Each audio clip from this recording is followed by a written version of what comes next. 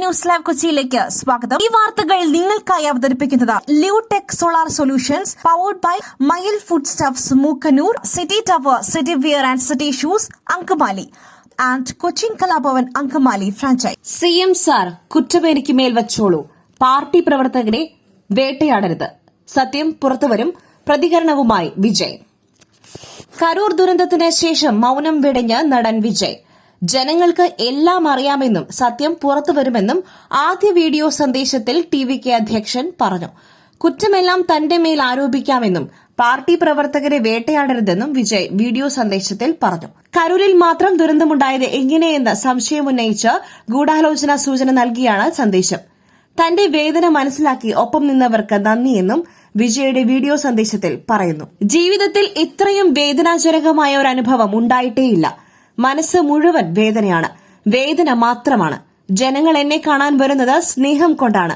ആ സ്നേഹത്തോട് കടപ്പെട്ടിരിക്കുന്നു. എല്ലാത്തിനും മുകളിൽ സുരക്ഷയ്ക്ക് പ്രാധാന്യം നൽകണമെന്നാവശ്യപ്പെട്ടിരുന്നു. നടക്കാൻ പാടില്ലാത്തത് നടന്നു. ആശുപത്രിയിൽ പോയാൽ കൂടുതൽ പ്രശ്നമുണ്ടാകുമായിരുന്നു. അതിനാലാണ് പോകാതിരുന്നത്. ഉറ്റവരെ നഷ്ടപ്പെടുന്നവരുടെ വേദനയ്ക്ക് ഒന്നും പകരമാകില്ലെന്നറിയാം. വേദനയ്ക്കൊപ്പം നിന്നവർക്ക് നന്ദി. എല്ലാ സത്യവും പുറത്തുവരും, വിജയ് പറഞ്ഞു. കരൂർ ദുരന്തം നിയമപോരാട്ടം തുടരുമെന്ന TVK നേതാക്കൾ റിമാൻഡിൽ. കരൂർ ദുരന്തവുമായി ബന്ധപ്പെട്ട് അറസ്റ്റിലായ TVK കരൂർ വെസ്റ്റ് ജില്ലാ secretary Mathiyazhagan, Karur south city treasurer Paun Raj എന്നിവരെ റിമാൻഡ് ചെയ്തു. കരൂർ ജുഡീഷ്യൽ ഫസ്റ്റ് ക്ലാസ് മജിസ്ട്രേറ്റിന് കോടതിയുടേതാണ് ഉത്തരവ്. കോടതി വിധിയിൽ നിയമപോരാട്ടം തുടരുമെന്ന് TVKയുടെ അഭിഭാഷകർ വ്യക്തമാക്കി. നിയമവിരുദ്ധമായാണ് TVK നേതാക്കൾക്കെതിരെ കേസെടുത്തതെന്നും അത് കോടതിയിൽ തെളിയിക്കുമെന്നും അഭിഭാഷകൻ പറഞ്ഞു. കോടതിയിൽ ശക്തമായ വാദപ്രതിവാദമാണ് നടന്നത്. TVKയോട് കോടതി ചോദ്യങ്ങൾ ഉയർത്തി. 1 മണിക്കൂറോളം നീണ്ട വാദമായിരുന്നു കോടതിയിൽ നടന്നത്. വിജയ് വന്നാൽ പാർട്ടിക്കാർ വന്നില്ലെങ്കിലും പൊതുജനം വരുമെന്നറിഞ്ഞുകൂടെയെന്ന് കോടതി ചോദിച്ചു. വിജയുടെ ബസ് പോകുവാൻ സർക്കാരും പോലീസും സൌകര്യമൊരുക്കിയില്ലെന്നും ആവശ്യപ്പെട്ടിട്ടും വേലുച്ചാമിപ്പുറത്തെ റോഡിലെ ഡിവൈഡറുകൾ പോലീസ് മാറ്റിവച്ചില്ലെന്നും പ്രതിഭാഗം കോടതിയിൽ പറഞ്ഞു.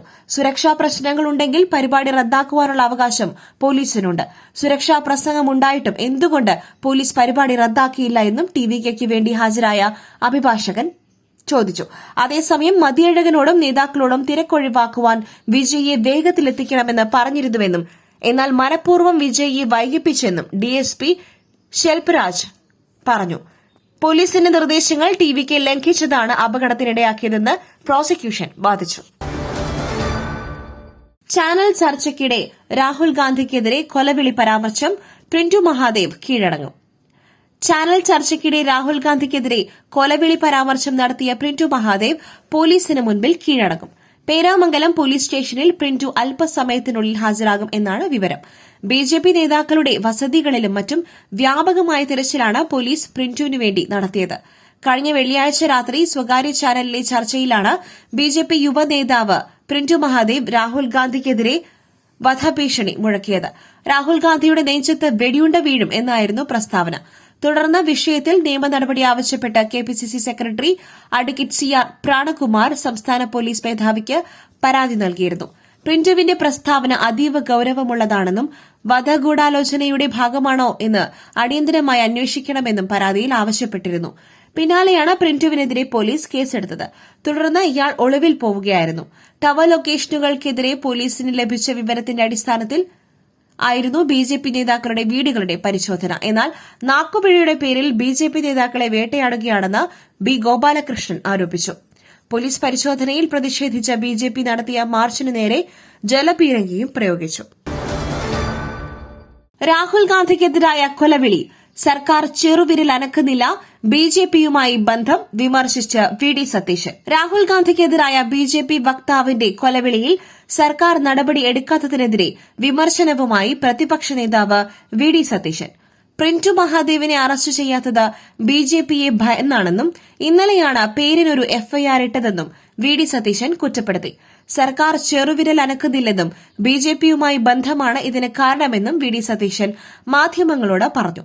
BJP വക്താവിനെതിരെ നിയമ നടപടികൾ സ്വീകരിക്കാത്ത സർക്കാരിന്റെ നടപടിയിൽ പ്രതിഷേധിച്ചായിരുന്നു അടിയന്തര പ്രമേയം. എന്നാൽ അടിയന്തര പ്രമേയത്തിന് അനുമതി നൽകിയില്ലായിരുന്നു. കോൺഗ്രസ് സംസ്ഥാന വ്യാപകമായി പ്രക്ഷോഭത്തിലാണെന്നും UDF സമരം ഏറ്റെടുക്കുന്നുവെന്നും VD സതീശൻ പറഞ്ഞു. ഇന്നലെയും മിനിഞ്ഞാന്നും സംസ്ഥാനത്തുടനീളം പ്രതിഷേധം നടന്നു. ഇന്നലെയും നിയമസഭയിൽ ഇക്കാര്യം ഉയർത്തിയിരുന്നുവെന്ന് അദ്ദേഹം പറഞ്ഞു. പരാതികളില്ല എന്ന് ഒരു CPIM അംഗം ഇന്നലെ പറഞ്ഞു. ആ പരാതികൾ മുഴുവൻ ഞങ്ങൾ ഉയർത്തി. കേന്ദ്ര ഏജൻസികളെ ഭയന്ന് ജീവിക്കുന്ന മുഖ്യമന്ത്രിയാണ് പിണറായി വിജയനെന്ന് VD സതീശൻ വിമർശിച്ചു. രാഹുൽ ഗാന്ധിയുടെ നെഞ്ചിൽ നിറയൊഴിക്കുമെന്ന് പറഞ്ഞത് ഒരു നിസ്സാര സംഭവമാണോ എന്നും മുഖ്യമന്ത്രി മറുപടി പറയണമെന്നും അദ്ദേഹം ആവശ്യപ്പെട്ടു. BJPക്ക് അനുകൂലമായ കേസുകൾ കേരളത്തിൽ ഒതുക്കി തീർക്കുന്നുവെന്ന് VD സതീശൻ ആരോപിച്ചു. അതേസമയം നിയമസഭയിൽ സ്പീക്കർക്കെതിരെ പ്രതിപക്ഷം പ്രതിഷേധിച്ചു. രാഹുൽ ഗാന്ധിയുടെ നെഞ്ചിൽ നിറയൊഴിക്കുമെന്ന് പറഞ്ഞത് ഗൌരവമല്ല എന്ന സ്പീക്കറുടെ പരാമർശത്തിൽ പ്രതിഷേധം നടന്നു. TV ചർച്ചയിൽ ആരെങ്കിലും എന്തെങ്കിലുമൊക്കെ പറഞ്ഞാൽ അത് സഭയിൽ ഉന്നയിക്കുവാൻ കഴിയുമോ എന്ന് സ്പീക്കർ ചോദിച്ചു. സ്പീക്കർ നീതി പാലിക്കുക എന്ന ബാനറുമായായിരുന്നു പ്രതിപക്ഷത്തിന്റെ പ്രതിഷേധം. LDF പലസ്തീൻ ഐക്യദാർഢ്യ സംഗമത്തിൽ വെള്ളാപ്പള്ളിയെ പങ്കെടുപ്പിക്കണം, പറ്റുമെങ്കിൽ യോഗിയുടെ സന്ദേശം കൂടി വായിക്കണം. PV അൻവർ. സംസ്ഥാന സർക്കാരിനെതിരെ വിമർശനവുമായി PV അൻവർ. LDFന്റെ പലസ്തീൻ ഐക്യദാർഢ്യ സംഗമത്തിൽ വെള്ളാപ്പള്ളിയെ പങ്കെടുപ്പിക്കണം, പറ്റുമെങ്കിൽ യോഗിയുടെ സന്ദേശം കൂടി വായിക്കണമെന്നും PV അൻവർ വ്യക്തമാക്കി. സംസ്ഥാന സർക്കാർ പിന്തുണയോടെ തിരുവിതാംകൂർ ദേവസ്വം ബോർഡ് പമ്പയിൽ ആഗോള അയ്യപ്പ സംഗമം സംഘടിപ്പിച്ചതിന്റെ കൂടി പശ്ചാത്തലത്തിലാണ് അൻവറിന്റെ പ്രതികരണം. ഈ പരിപാടിയുടെ ഉദ്ഘാടകൻ മുഖ്യമന്ത്രിയായിരുന്നു. മുഖ്യമന്ത്രിയുടെ CM വിത്ത് മീയിലും അൻവർ വിമർശനം ഉന്നയിച്ചു. ഇതുവരെ മുഖ്യമന്ത്രിക്ക് ജനങ്ങളെ കാണുമ്പോൾ അലർജിയായിരുന്നു. തിരഞ്ഞെടുപ്പിന്റെ ഭാഗമായാണ് CM വിത്ത് മീ പരിപാടി. തദ്ദേശ തെരഞ്ഞെടുപ്പിൽ കോഴിക്കോട് കോർപ്പറേഷനിൽ ഉൾപ്പെടെ TMC സ്ഥാനാർത്ഥിയെ നിർത്തും. ഒരു മുന്നണിയുമായി ഇതുവരെ ചർച്ച നടത്തിയിട്ടില്ല. പിണറായി സത്തിന്റെ അവസാനത്തിന് തുടക്കം കുറിക്കുന്നതായിരിക്കും തദ്ദേശ തെരഞ്ഞെടുപ്പെന്നും അൻവർ വ്യക്തമാക്കി. പലസ്തീനെ രാഷ്ട്രമായി അംഗീകരിക്കുന്നത് അനുവദിക്കില്ല, ആവർത്തിച്ച് ബെഞ്ചമിൻ നെതന്യാഹു. പലസ്തീനെ രാഷ്ട്രമായി അംഗീകരിക്കുന്നത് അനുവദിക്കില്ലെന്ന് ഇസ്രായേൽ പ്രധാനമന്ത്രി ബെഞ്ചമിൻ നെതന്യാഹു. പലസ്തീൻ രാഷ്ട്ര നിർമ്മിതിയെ ശക്തി ഉപയോഗിച്ച് പ്രതിരോധിക്കുമെന്നും നെതന്യാഹു വ്യക്തമാക്കി. ഗസയിൽ ഇസ്രായേൽ നടത്തുന്ന ആക്രമണം അവസാനിപ്പിക്കുവാൻ 20 നിർദ്ദേശങ്ങളടങ്ങിയ സമാധാന കരാർ അമേരിക്ക മുന്നോട്ട് വച്ചതിന് പിന്നാലെയാണ് നെതന്യാഹുവിന്റെ പ്രസ്താവന. വ്യവസ്ഥകൾ പാലിച്ചാൽ പലസ്തീൻ സ്വയം നിർണയത്തിലേക്കും സ്വതന്ത്ര രാഷ്ട്രത്തിലേക്കുമുള്ള സാധ്യതകൾ തുറക്കുമെന്ന് ട്രംപിന്റെ 20 നിർദ്ദേശങ്ങളിലുണ്ട്. ഇസ്രായേൽ ഗസ ഒരു കാരണവശാലും പിടിച്ചടക്കില്ലെന്നും ഗസയുടെ ഏതെങ്കിലും ഭാഗങ്ങൾ കൈവശപ്പെടുത്തിയിട്ടുണ്ടെങ്കിൽ ഇസ്രായേൽ സൈന്യം അത് ഇന്റർനാഷണൽ സ്റ്റെബിലൈസേഷൻ ഫോഴ്സിന് കൈമാറണമെന്നും ട്രംപിന്റെ പ്ലാനിലുണ്ട്. എന്നാൽ തന്റെ ടെലഗ്രാം ചാനലിൽ നെതന്യാഹു ഇത് നിരാകരിക്കുന്നു. അതേസമയം ട്രംപിന്റെ 20 നിർദ്ദേശങ്ങളിൽ ഹമാസിന്റെ പ്രതികരണം നാളെയുണ്ടാകും. പ്രതികരണം ഖത്തറിനെയും ഈജിപ്തിനെയും അറിയിക്കും. അമേരിക്ക മുന്നോട്ട് വച്ച നിർദ്ദേശങ്ങൾ ഹമാസ് അംഗീകരിച്ചേക്കും എന്നാണ് സൂചന.